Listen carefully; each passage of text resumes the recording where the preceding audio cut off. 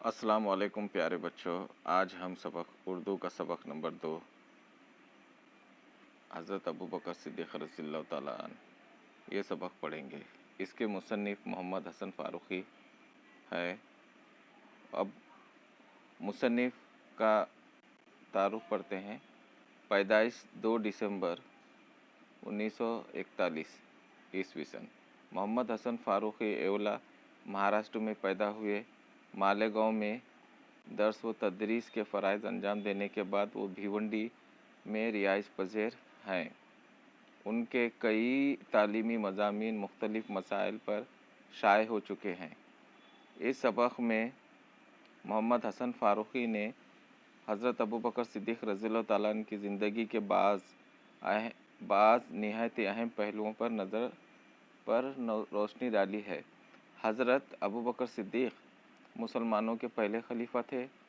आप रज़ियल्लाहु ताला अन्हु हुज़ूर सल्लल्लाहु अलैहि वसल्लम के अज़ीज़ दोस्त होने के साथ साथ रिश्तेदार भी थे। आप रज़ियल्लाहु ताला अन्हु की सखावत, जुर्रत, इंसाफ और इल्म व दानाई के वाक़यात तारीख़ में मशहूर हैं। देखिए, मोहम्मद हसन फ़ारूक़ी साहब ये येवला महाराष्ट्र से ताल्लुक़ रखते हैं। मालेगांव में ये टीचरी दर्स व तदरीस यानी टीचर के पेशे से वाबस्ता रहे हैं और फ़िलहाल अभी वो भिवंडी में रहते हैं।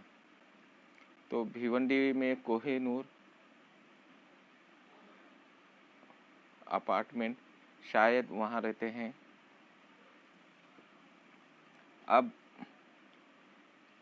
उन्होंने हज़रत अबू बकर सिद्दीक़ जो मुसलमानों के यानी हमारे पहले खलीफा रहे हैं मुसलमानों के, तो उसके बारे में उन्होंने इस सबक में उनकी सखावत, जुर्रत, इंसाफ, इल्म व दानाई ये नुकात पर तारीख़ में जो वाक़यात है, मशहूर वाक़यात, वो वाक़यात इस सबक में बयान किए हैं यानी बताए हैं। हज़रत अबू बकर सिद्दीक़ रज़ियल्लाहु ताला अन्हु मक्के में 571 ईस्वी सन में पैदा हुए। वो कपड़े की तिजारत करते थे। अच्छे अखलाक की वजह से लोग उनकी बहुत इज़्ज़त करते थे। इस्लाम कबूल करने से पहले भी वो शिर्क और शराब नोशी को बुरा जानते थे। जब हज़रत मोहम्मद सल्लल्लाहु अलैहि वसल्लम ने उनके सामने इस्लाम की दावत पेश की तो उन्होंने उसे फ़ौरन कबूल कर लिया। इसके बाद वो तन मन धन से दीन को फैलाने में लग गए। देखिए, ये मक्के में पैदा हुए 571 ईस्वी सन में। कपड़े की तिजारत करते थे, अच्छे अखलाक के मालिक थे, शराब और शिर्क से पाक थे, यानी इन्होंने कभी शराब नहीं पी और ना ही बुत परस्ती की, शिर्क किया। और आप सल्लल्लाहु अलैहि वसल्लम ने जब इस्लाम की दावत पेश की तो ये फ़ौरन पहले मर्दों में इस्लाम लाने वाले पहले मर्द रहे हैं जिन्होंने इस्लाम कबूल किया है। और दीन को फैलाने के लिए इन्होंने तन मन धन से अपनी जान और माल हर चीज़ लगा दी। उस ज़माने में अरब में ग़ुलामी का रिवाज था। बहुत से ग़ुलाम इस्लाम में दाखिल हो गए थे, इसलिए उन्हें अपने मालिकों के जुल्म का सामना करना पड़ता था। उन ग़ुलामों में हज़रत बिलाल रज़ियल्लाहु ताला अन्हु भी शामिल थे। एक दिन हज़रत अबू बकर रज़ियल्लाहु ताला अन्हु दोपहर के वक्त रास्ते से गुज़र रहे थे। उन्होंने देखा कि हज़रत बिलाल रज़ियल्लाहु ताला अन्हु के आका ने उन्हें तपती रेत पर लिटा दिया है और उनके सीने पर बड़ा सा पत्थर रख कर धमकी दे रहा है कि इस्लाम छोड़ दे वरना तुझे तड़पा तड़पा कर मार डालूँगा। वो रोज़ाना हज़रत बिलाल रज़ियल्लाहु ताला अन्हु को इसी तरह तकलीफ़ें देता था। हज़रत अबू बकर सिद्दीक़ रज़ियल्लाहु ताला अन्हु इस दर्दनाक मंज़र की ताब न ला सके। उन्होंने इस ज़ालिम आका से हज़रत बिलाल रज़ियल्लाहु ताला अन्हु को ख़रीद कर आज़ाद कर दिया और इस तरह उन्होंने ऐसे बहुत से ग़ुलाम ख़रीद कर आज़ाद कर दिए। देखिए, एक वक्त का वाक़या है। हज़रत बिलाल रज़ियल्लाहु ताला अन्हु मुसलमान हो चुके थे, तो उनका वो एक यहूदी के ग़ुलाम थे, तो वो उन पर बहुत जुल्म करता था, कहता था कि इस्लाम मज़हब छोड़ दे اور ہمارے مذہب پر آ جا۔ لیکن انہوں نے اسلام مذہب نہیں چھوڑا، تکلیفیں برداشت کی۔ تو وہ کیسی تکلیف دیتا تھا؟ ان کے سینے پر بڑا سا پتھر رکھ کر انہیں تپتی ریت پر لٹا دیتا تھا، جس کی وجہ سے انہیں بہت اذیت تکلیف ہوتی تھی۔ اب یہ منظر حضرت ابوبکر صدیق رضی اللہ تعالیٰ نے دیکھا، اور اس آقا کو، یعنی بلال رضی اللہ تعالیٰ کے آقا کو، مالک کو، انہوں نے پیسے دے کر انہیں خرید لیا۔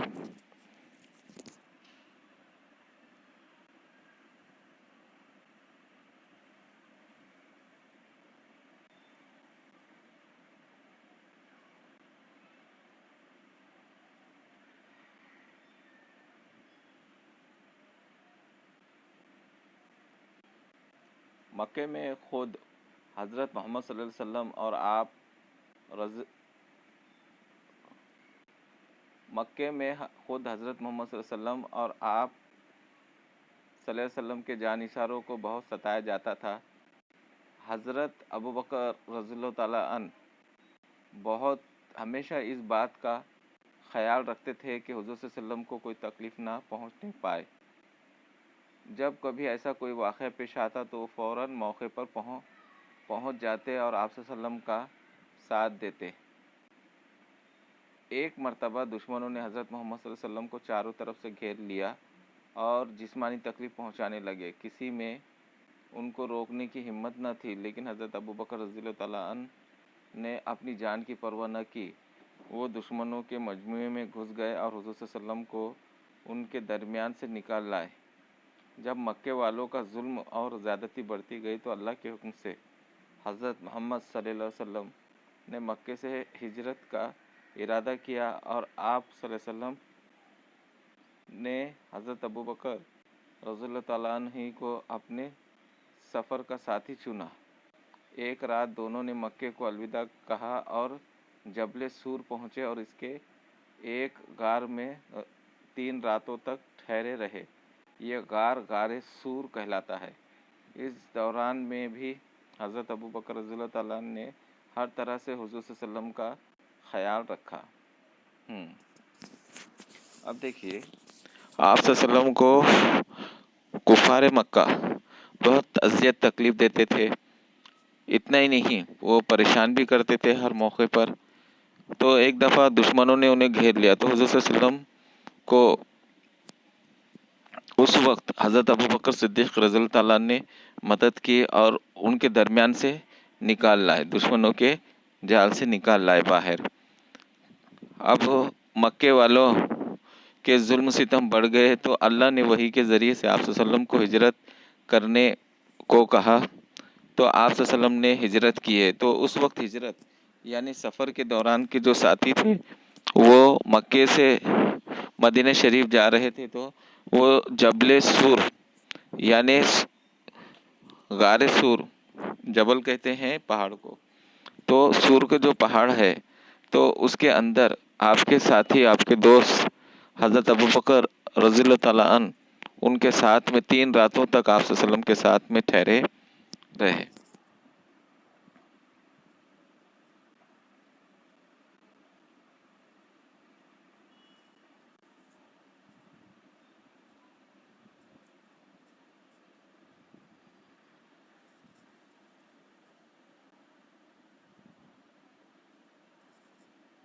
مدینہ پہنچنے کے بعد حضرت ابوبکر صدیق رضی اللہ تعالیٰ عنہ ایک عام مہاجر کی سی زندگی بسر کرنے لگے۔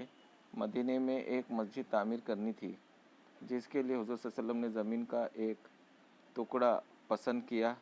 حضرت ابوبکر رضی اللہ تعالیٰ عنہ نے صرف اس کی قیمت ادا کی، بلکہ خود سرور عالم صلی اللہ علیہ وسلم کے ساتھ مسجد بنانے میں شریک رہے۔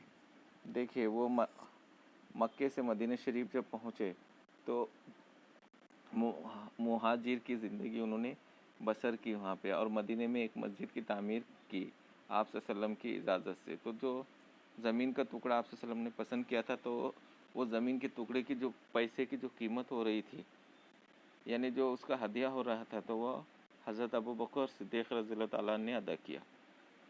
ایک مرتبہ دشمنوں سے مقابلے کے لیے کثیر رقم کی ضرورت تھی۔ حضرت محمد صلی اللہ علیہ وسلم نے اپنے ساتھیوں سے مدد کرنے کے لیے کہا۔ اس نیک کام میں ہر ایک نے بڑھ چڑھ کر حصہ لیا۔ حضرت ابوبکر رضی اللہ تعالیٰ عنہ اپنے گھر کا سارا مال و اسباب اٹھا لائے اور حضور صلی اللہ علیہ وسلم کے قدموں میں ڈال دیا۔ آپ صلی اللہ علیہ وسلم نے پوچھا، ابوبکر تم نے اپنے گھر والوں کے لیے کیا چھوڑا؟ انہوں نے جواب دیا، ان کے لیے اللہ اور اس کا رسول صلی اللہ علیہ وسلم کافی ہیں۔ دیکھیں، جب دشمنوں کے مقابلوں کے لیے کثیر رقم مال کی ضرورت محسوس ہوئی تو انہوں نے یہ نہیں دیکھا کہ وہ مال میرا ہے اور میں کیسے لگاؤں اسلام کے لیے، بلکہ اپنے سب کچھ لگا دیا، تو گھر میں ایک چیز نہیں چھوڑی۔ تو آپ صلی اللہ علیہ وسلم نے پوچھا کہ ایسا کیوں کیا آپ نے، اور گھر والوں کے لیے کیا چھوڑا؟ تو اللہ اور اس کے رسول صلی اللہ علیہ وسلم کو ہی چھوڑا ہوں، یہ دونوں میرے لیے کافی ہے۔ یعنی ایمان کا دیکھیے، ایمان کی حرارت ان کی، اللہ اکبر، بے شک ان کا ایمان کیسا تھا اور ایمان کی محنت کس طرح سے ہوئی تھی، یہ واقعے سے ہمیں پتہ چلتا ہے۔ آخر عمر میں حضرت محمد صلی اللہ علیہ وسلم بہت بیمار ہو گئے۔ نماز پڑھانے کے لیے مسجد میں آنے کی طاقت بھی آپ صلی اللہ علیہ وسلم میں نہ رہی۔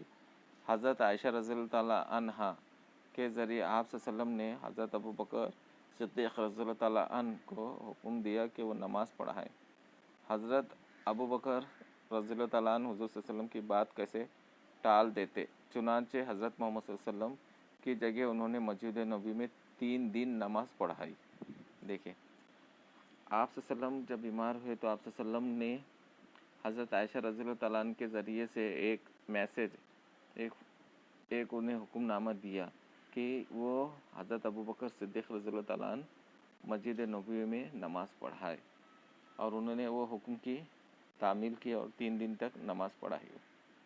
حضرت محمد صلی اللہ علیہ وسلم کے وصال کے بعد مسلمانوں نے حضرت ابوبکر صدیق رضی اللہ تعالیٰ عنہ کو اپنا خلیفہ بنایا۔ اس وقت انہوں نے مسجد میں بڑی اثر انگیز تقریر کی۔ انہوں نے فرمایا، اے لوگو، میں تمہارا حاکم بنایا گیا ہوں، لیکن میں تم سے بہتر نہیں ہوں۔ اگر میں نیک کام کروں تو اس میں میری مدد کرو، اور اگر مجھ سے کوئی بھول ہو جائے تو مجھے ٹوکو۔ دیکھیے، یہ بھی تقوی کی ایک اعلیٰ مثال ہے ان کی، کہ جب وہ آپ صلی اللہ علیہ وسلم کے وصال کے بعد، یعنی انتقال کے بعد، آپ صلی اللہ علیہ وسلم کے پردہ ہونے کے بعد، تو مسلمانوں کے پہلے خلیفہ رہے۔ اس وقت انہوں نے مسجد میں بڑی اچھی تقریر کی اور انہوں نے فرمایا، میں تمہارا حاکم نہیں ہوں، حاکم بنایا گیا ہوں، لیکن میں تم سے بہتر نہیں ہوں۔ اگر میں نیکی کروں تو میرا ساتھ دو، اگر مجھ سے کوئی بھول ہو جائے تو مجھے ٹوکو۔ خلیفہ بننے کے بعد بھی حضرت ابوبکر صدیق رضی اللہ تعالیٰ عنہ سادہ زندگی گزارتے رہے۔ وہ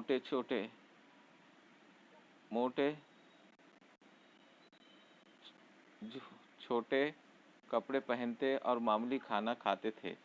غریبوں اور مسکینوں پر بے حد مہربان تھے۔ وہ محتاجوں کی ضرورت اس طرح پوری کرتے کہ دوسروں کو خبر تک نہ ہوتی۔ یعنی وہ صدقہ اس طرح سے کرتے، سادہ زندگی تو گزارتے تھے، صدقہ اس طرح سے کرتے کہ یہ ہاتھ سے دیے تو دوسرے ہاتھ کو خبر نہیں لگتی تھی۔ حضرت ابوبکر رضی اللہ تعالیٰ صدیق رضی اللہ تعالیٰ عنہ کی خلافت کی مدت 2 برس اور 3 مہینے تھی۔ اتنی مختصر مدت میں انہوں نے جس خوبی سے اپنی ذمہ داریوں کو پورا کیا، اس کی مثال ملنی مشکل ہے۔ یعنی مسلمانوں کے جو پہلے خلیفہ رہے ہیں، وہ خلافت کتنے سال رہی؟ 2 سال اور 3 مہینے تک رہی۔ اس طرح سے حضرت ابوبکر رضی اللہ تعالیٰ عنہ کو کئی باتوں میں اولیت کا شرف حاصل ہے۔ مردوں میں سب سے پہلے انہوں نے اسلام قبول کیا، یعنی انہوں نے سب سے پہلے اسلام قبول کیا مردوں میں۔ قرآن مجید کو سب سے پہلے کتابی شکل میں جمع کرایا اور اسلامی ریاست میں بیت المال قائم کیا۔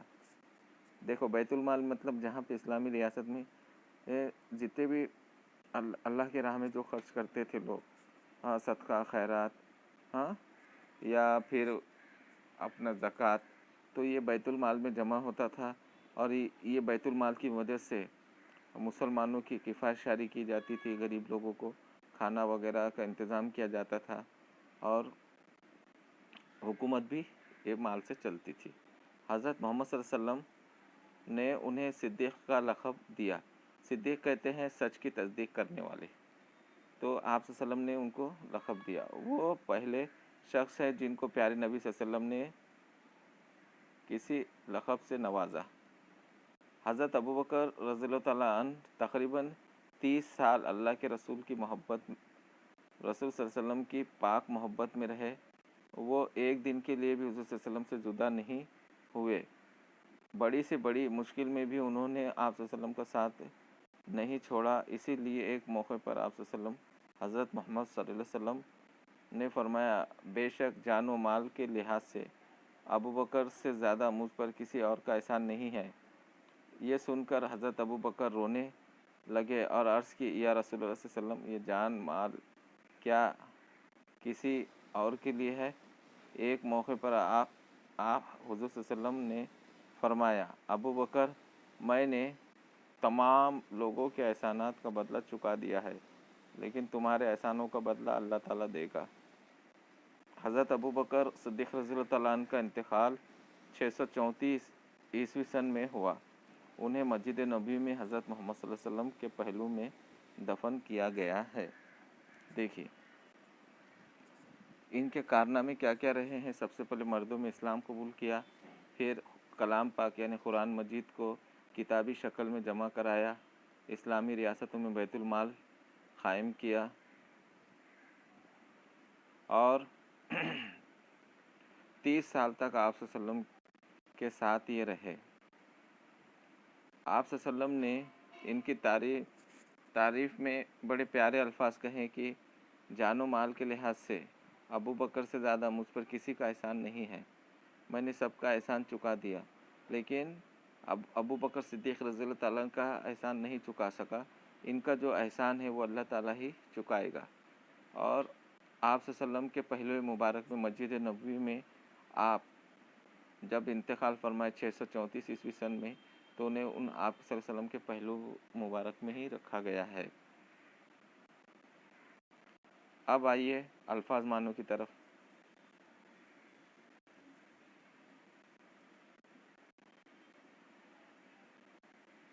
خلیفہ، نائب، اللہ کے قانون کے مطابق حکومت کرنے والا۔ شرک، اللہ کی ذات اور صفات میں کسی دوسرے کو شریک کرنا۔ دین، مراد اسلام۔ تاب نہ لانا، برداشت نہ کرنا۔ ہجرت، وطن کو چھوڑ کر دوسری جگہ چلے جانا۔ عام طور پر حضرت محمد صلی اللہ علیہ وسلم کے مکے سے مدینہ تشریف لے جانے کو ہجرت کہا جاتا ہے۔ جبل سور، مکے کے قریب ایک پہاڑ کا نام۔ مہاجر، ہجرت کرنے والا۔ سرور عالم صلی اللہ علیہ وسلم، مراد حضرت محمد صلی اللہ علیہ وسلم۔ آخری، وصال ہونا، انتقال کر جانا۔ اثر انگیز، اثر ڈالنے والا۔ مسکین، غریب۔ شرف، بزرگی، بڑائی، اصل لفظ شرف ہے، بول چال میں شرف بھی کہتے ہیں۔ بیت المال، اسلامی حکومت کا خزانہ۔ لقب، کسی کی خصوصیات کی وجہ سے دیا گیا نام۔ یہاں ہمارا سبق ختم ہوتا ہے۔ اب اس کے سوال جواب دیے ہوئے ہیں، تو کتاب میں سے سوال جواب ڈھونڈ کر لکھیں۔ تو پہلا سوال ہے، دیکھیے، درج ذیل الفاظ میں سے مناسب لفظ چن کر جملے پورے کیجیے۔ مدد، غلامی۔ پہلا ہے، اس زمانے میں عرب میں ڈیش کا رواج تھا، غلامی کا۔ نمبر 1 یہ آئے گا، غلامی۔ پھر دوسرا ہے، حضرت ابوبکر رضی اللہ تعالیٰ عنہ، حضرت ابوبکر صدیق رضی اللہ تعالیٰ عنہ اس دردناک ڈیش کی تاب نہ لا سکے، اس منظر کی تاب نہ لا سکے، دردناک منظر کی۔ 2 نمبر، ٹھیک ہے۔ اب تیسرا دیکھیے، मदीने पहुंचने के बाद हज़रत अबू बकर सिद्दीक़ रज़ियल्लाहु ताला अन्हु एक आम डैश किसी ज़िंदगी बसर करने लगे। मुहाजिर, ये तीसरे नंबर पे मुहाजिर। अब चौथे नंबर पे हज़रत मोहम्मद सल्लल्लाहु अलैहि वसल्लम ने अपने साथियों से डैश करने के लिए कहा, मदद। चौथे नंबर पे ये मदद। पाँचवें नंबर पे या रसूलुल्लाह सल्लल्लाहु अलैहि वसल्लम, ये डैश किसी और के लिए है, जानो माल। ये 5 नंबर। इस तरह से खाली जगह है। अब आप लोग एक जुमले में जवाब लिखिए और मुख्तसर जवाब भी लिखकर व्हाट्सएप पर सेंड कीजिए। अल्लाह हाफिज़।